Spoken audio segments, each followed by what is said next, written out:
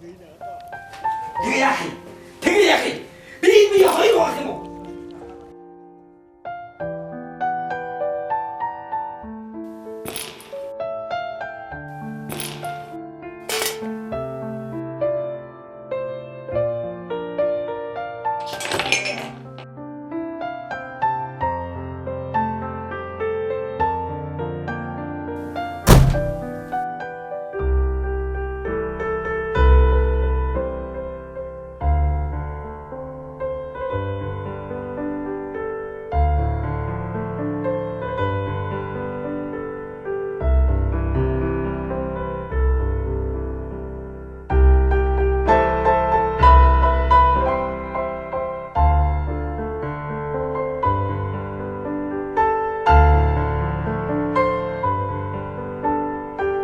Гэр бүлийн хүчирхийлэл бол хүний асуудал.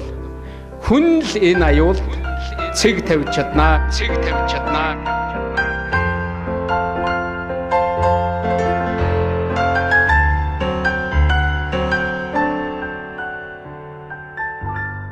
Та үг хэлхээсээ үйлдэлийг хийхээсээ өмнө бод.